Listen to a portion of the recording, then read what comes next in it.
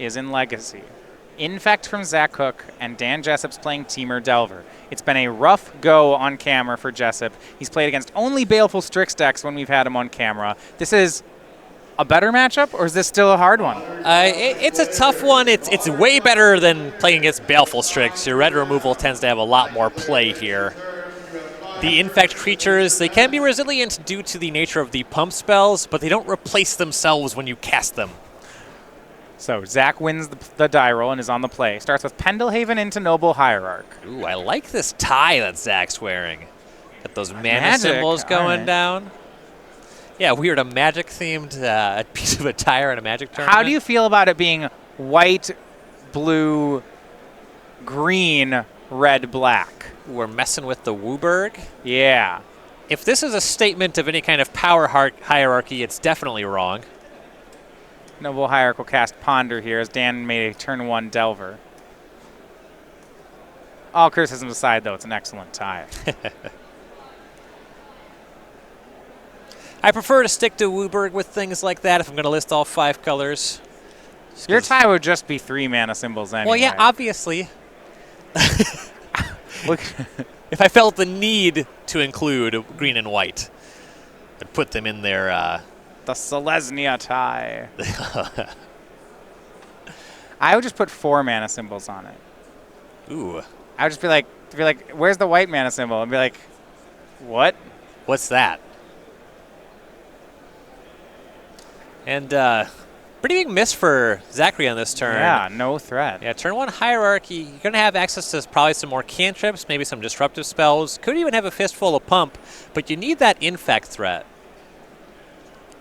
Ooh, and I like okay, this. We're going to see a Swing of Insectile Aberrations. This is a Berserk. It is. It's been altered significantly, but yeah, that is a Berserk. So you have to play this before damage is dealt. There's a timing restriction on this card. So you just got to take an extra hit. So this means that Zach's going to take 6, but then the Aberration will have to be sacrificed. Okay.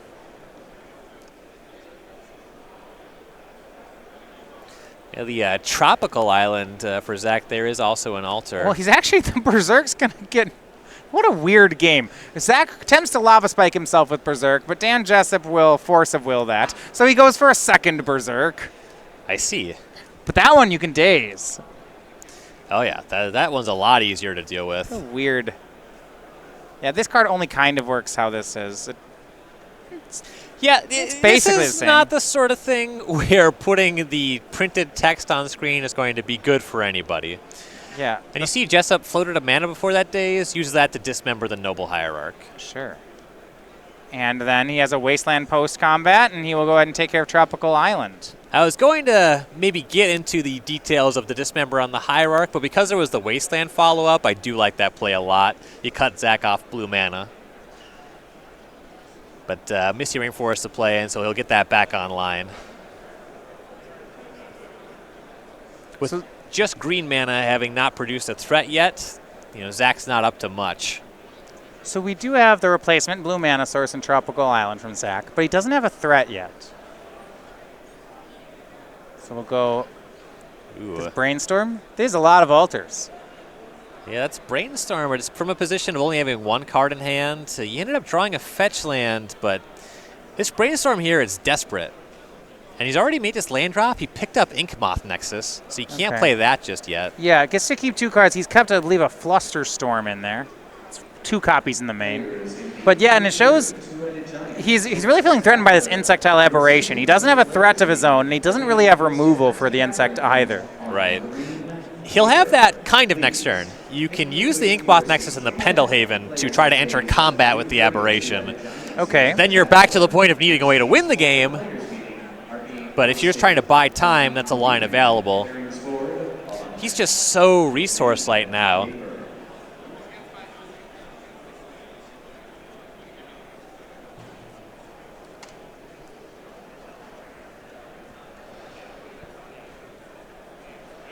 If Jessup can produce another removal spell, that should be pretty good the way this is shaking up. Shuffles off the Ponder. No good. Jessup's hand right now is I believe a fetch land and a daze. So nothing too exciting. Yeah. Daze is really not great in this matchup. A lot of Infect's cards are just free. Yeah, they're free. Either creatures or lands. Force of Will, Invigorate. Yeah, Inkmoth Nexus is just a land. Pendelhaven just a land. Not the kind of matchup where you want to draw 3 Dazes. See him pitch 1 to Force of Will, counter Berserk with 1, and still has 1 left. Brainstorm from Zach. He's not doing particularly well himself either. There's 2 more lands. There is the fetch land picked up on the previous Brainstorm, so he can clean that up anyway. But if he plays fetch land this turn, that's another turn he's not playing the Inkmoth Nexus.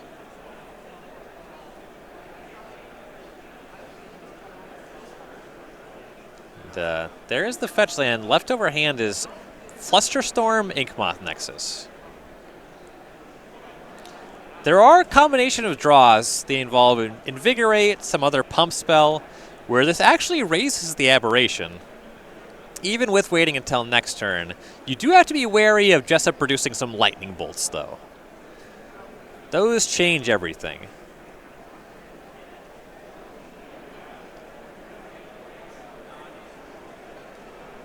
Nimble Mongoose follow-up for Dan Jessup. That's kind of like a lightning bolt. I mean, he has 7 cards in the graveyard. Yeah. Sure. I'll allow it. Right, especially if Zach is just trying to use that Nexus as a removal spell. Now he's at the situation where he does need to draw these pumps and try to come across for lethal, but Jessup has 2 attackers now.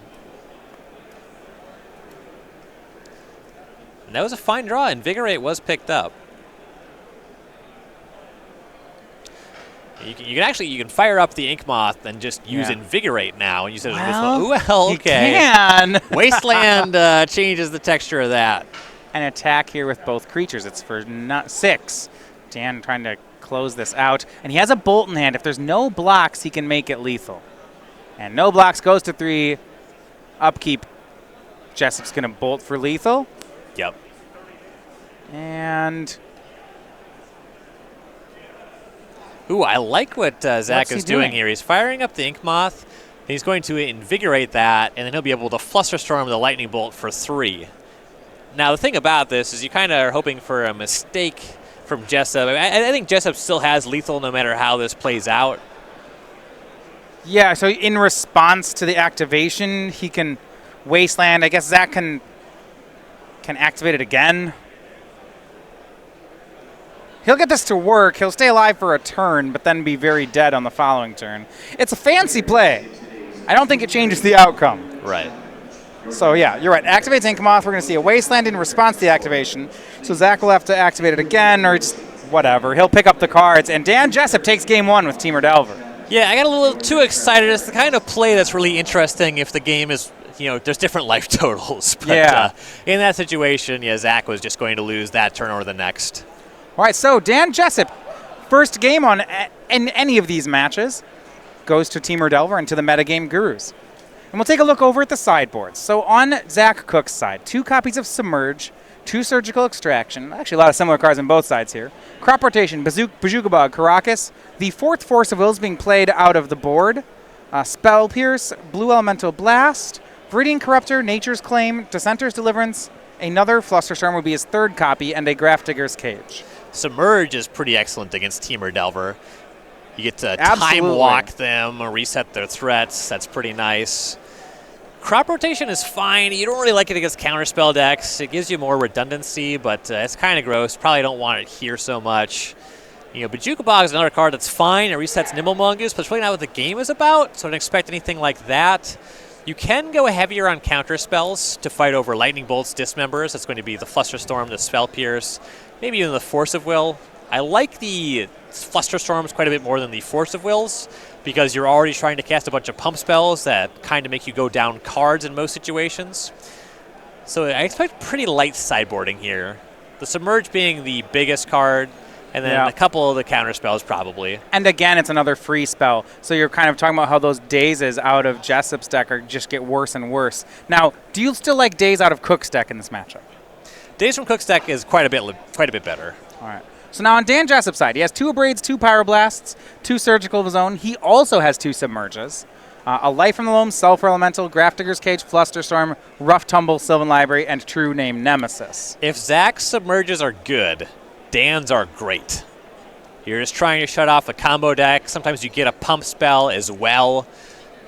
Set them back and trying to go off. Yeah, that one's excellent. Pyroblast answers both Blighted Agent. The counterplay from Zach's deck when he tries to counter your removal spells. Brainstorms, Ponders. It's going to be good enough in this matchup.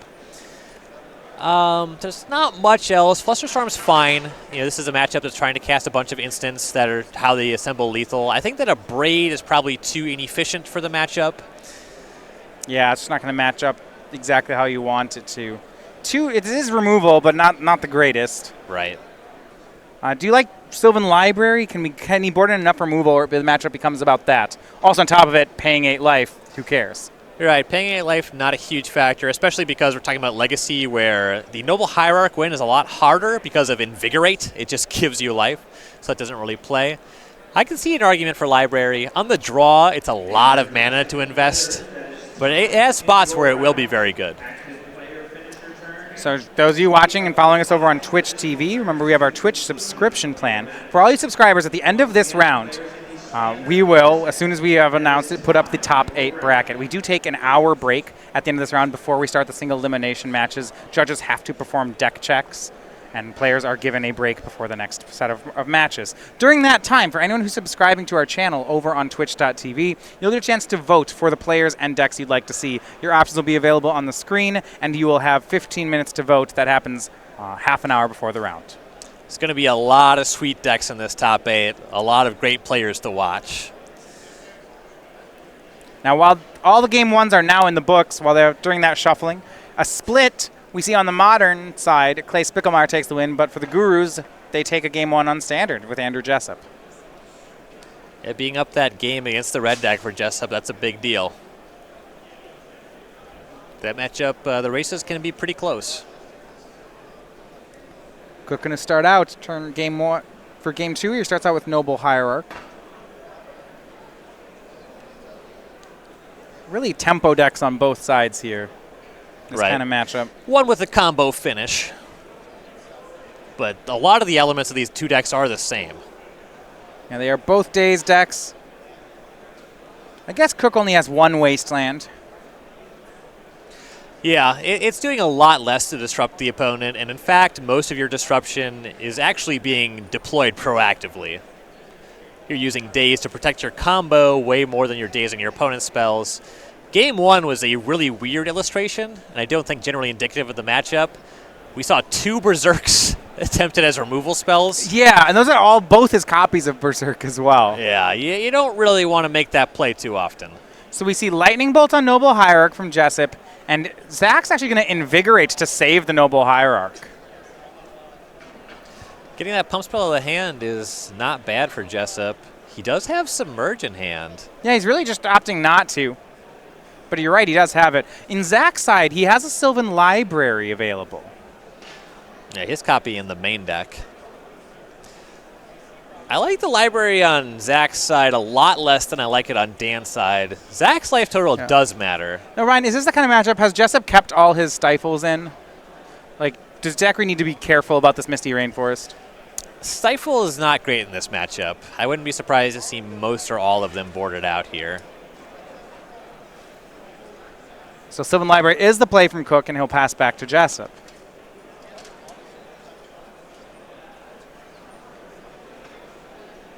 He does have one of those sideboard braids in hand.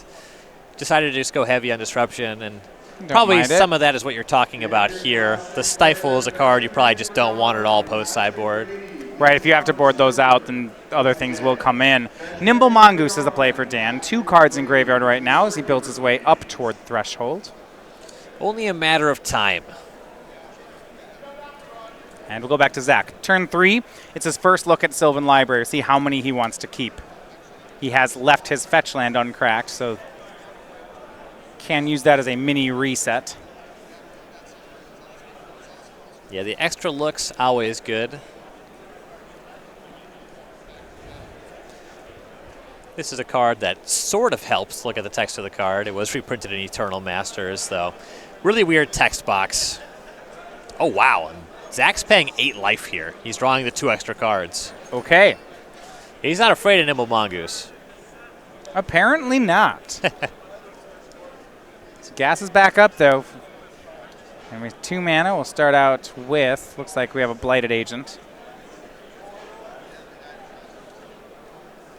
Dan has Pyroblast available. He'll see if that's good. Yeah, this is with it on the stack.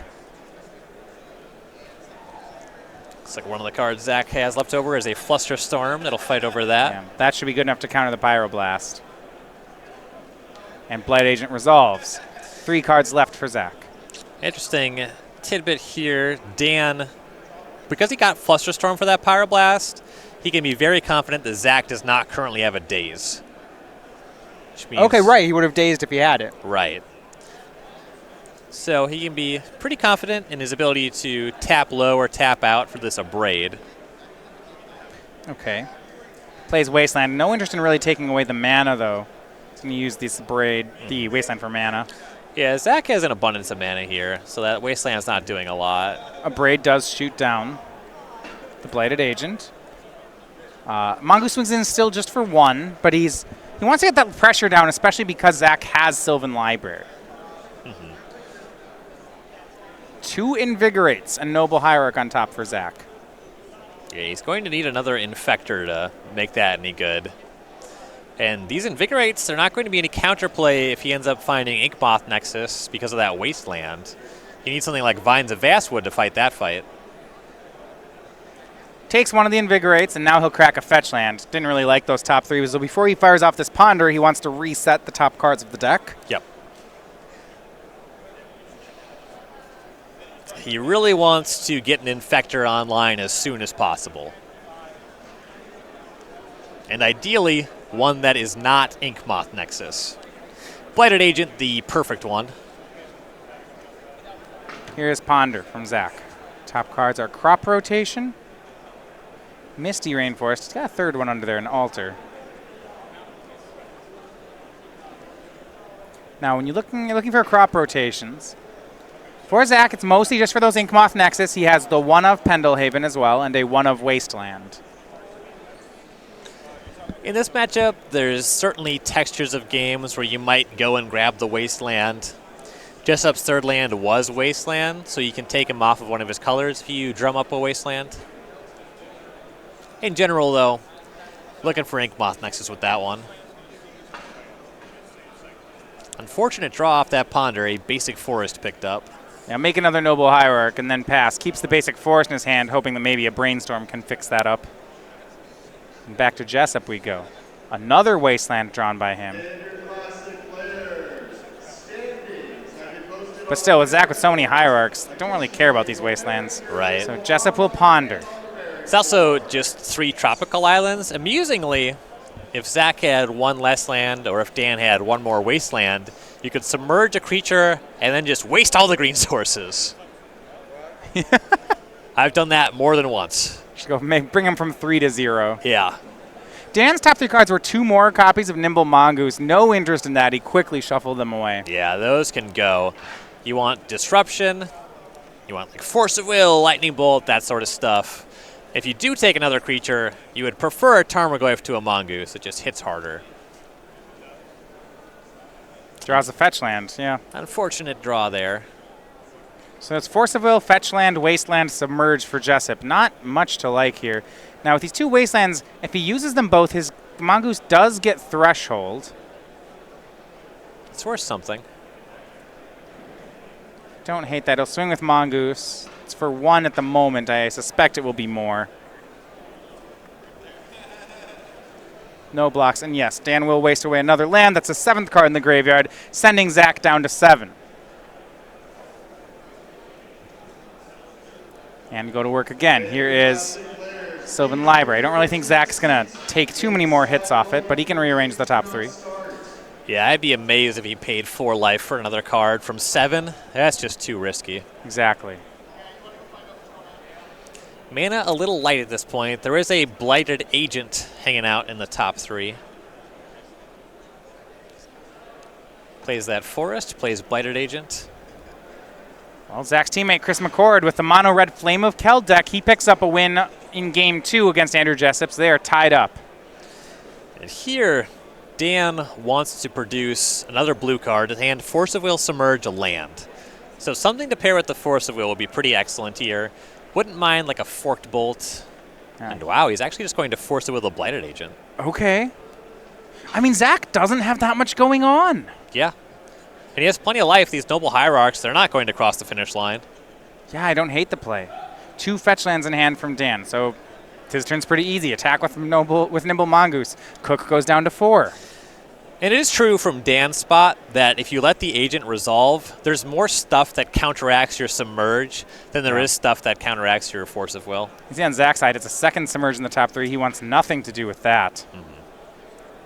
And here's Blighted Agent. And this is already pretty threatening. It attacks for 3. Invigorate makes it 7. Zach's 1 pump spell from just a lethal swing. Right. Ooh. But Lightning Bolt the draw for Jessup. Hold on. I'd be surprised if Zach didn't throw at least a Hierarch in front of this.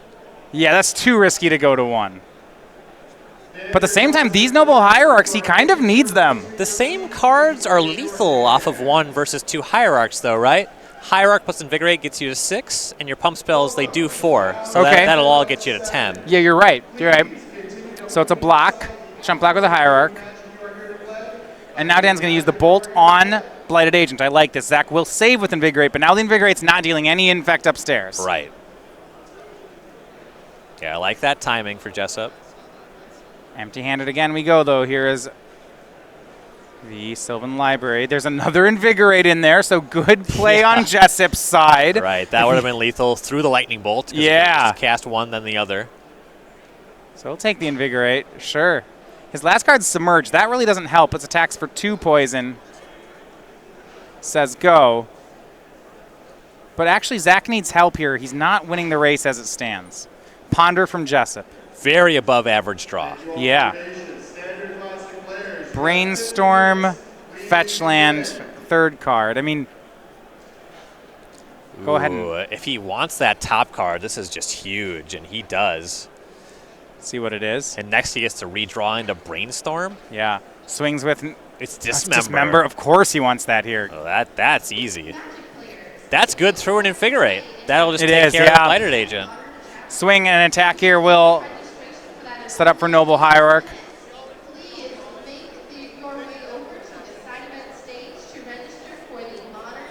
From here, I could go either way on blocking or not blocking. You kind of do just want to preserve life. Yeah, I mean, none of this may matter through the Dismember. Right.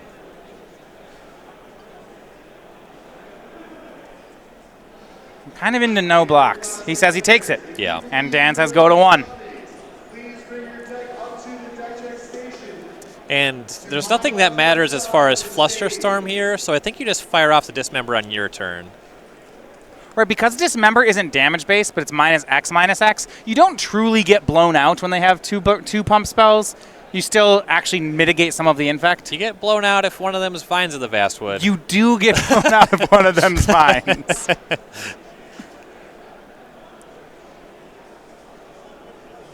Yeah, I believe on Dan's turn is the window for this Dismember. Yeah, I mean, that's true. Usually removal spells against infect are for your own turn. And Dan's going to actually play another fetch land.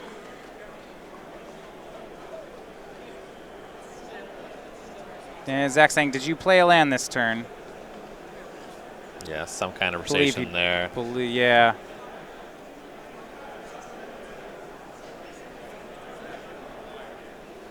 Yeah, personally, I don't remember. You'd want another land to play around Spell Pierce if he has not made his land drop. Yeah, I don't believe he has. So they'll put into play. And Dismember on the Blighted Agent is the play. Dan goes to 20. Zach does not have enough pump to save it. It's just going to go. He might submerge his own Blighted Agent? Yeah, he's going to, isn't he? He'll submerge his own card. Yeah. This way he's setting up. He can put the Hierarch in front of the Mongoose next turn. You know, on his turn, redeploy the Inkmoth Nexus. Plan to chump block the Mongoose with the Hierarch and find another pump spell. No. What if we do something different? What if we block and pump to kill the Nimble Mongoose? Yeah, that's also an option. Yeah, because I think if you chump and race, you're still losing, actually. So he might have to try to ambush the Nimble Mongoose. Sure. Yeah, there's a lot to like about that line as well. Jessup's going to start his turn with this Brainstorm, I have to imagine. Right. And if he ever finds a Lightning Bolt or Fork Bolt, that's just going to be lethal. Exactly. Zach is at 1. I think he knows the top card of his deck is a fetch land currently. It is. So he'll start by cracking a fetch, then he'll Brainstorm. Yeah, it'll be interesting. I mean, one more card versus an uncracked fetch. Which one Dan thinks is worth more? He does get to see an additional new card. So block and invigorates the play from Zach. This is going to force some action on Dan. Yeah, if he can Brainstorm into a Spell Pierce, that's still really good here. Yep. Obviously, Lightning Bolt is great. It just wins the game. Now Dan has to decide, I think he's thinking that exact thing. Do I crack a fetch first? I think it's well worth to crack the fetch first because you still have the leftover shuffle for your Brainstorm. Yeah, he's going to go the other way. So he gets 2 new cards instead of 3. But if one of those new cards is a Brainstorm, his redraw will be much stronger. Sure. Force of Will, Fetch Land, Mongoose. Well, these are bad. Well, Mongoose isn't bad, actually. That one's actually fine, yeah. You get to cast that post-combat. Dan did tap, I think he tapped the wrong land. He wants to fetch anyway. Yeah, it just doesn't matter. Yeah. All right, now so that's what he'll do. He'll recast Mongoose, and we are back in this holding pattern. I can tell you to a certainty that I would have cracked a fetch before I cast that Brainstorm. But now you're back in this pattern. Kind of where you were last turn, except now you're going to take one on the chin from the Blighted Agent. Right. Zach, one of his top 3 cards is Inkmoth Nexus, so it's another blocker/attacker. And the race continues. And I don't believe that Dan has gained anything from firing off his Wastelands as aggressively as he did. Oh, well, he got Threshold the turn. That is the one thing. Sure. Yeah. There was an argument for being a little bit more patient with that, though. Yeah, it's interesting. I mean, he would then be able to manage the Inkmoth. Zach would likely be at 3 or 5, depending on how Dan timed it. Right.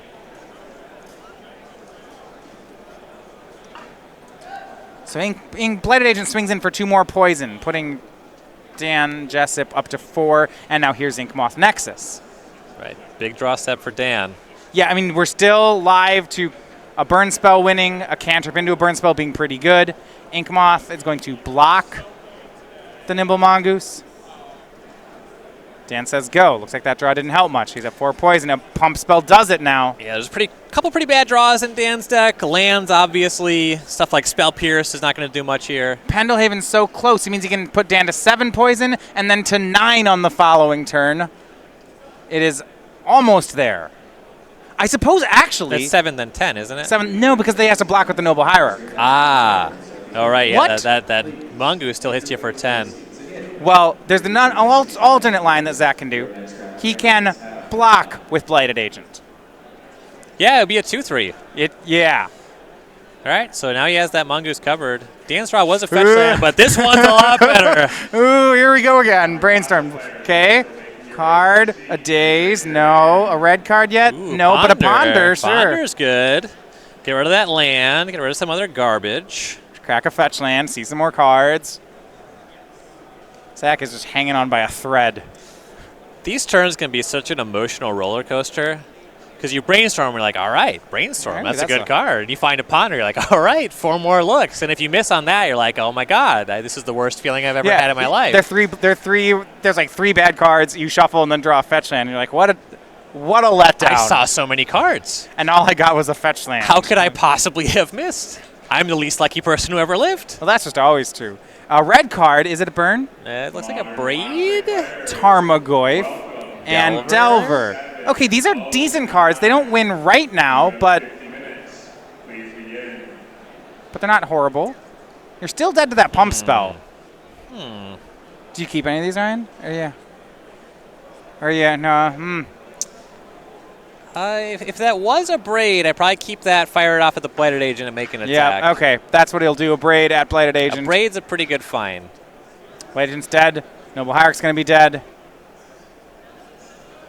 And that might do it. Yeah, it won't take long. Zach's going to be dead. Well, if Zach has a 1/1, in the top 3. There's the Vines of Vastwood. It's just a turn too late, though, for Zach. Had he found it the previous turn, he would have converted. But 2-0, Dan Jessup is going to be your winner. And now he needs one of his teammates to send him in the top 8. We're going to jump over to where brother Andrew Jessup is playing Mono Green Aggro. He's in Game 3 against Chris McCord on the standard table. Yep, Andrew Jessup, a player with a lot of great Week 1 success in Standard. Can he close this winner-in match? And looks good right now. You see Steel Leaf champion, Greenbelt Rampager, second Steel Leaf champion from Andrew. We don't have the life totals yet, but I have to. This is a good spot for the green deck, especially if he's attacking like that. It's a good spot. Both Jessups are the winners, and they are going into the top 8. Jessup, Skarren, yeah, they fell pretty low. They were up to 4 losses, but they're able to close. We'll be seeing them in the elimination rounds. And a big congratulations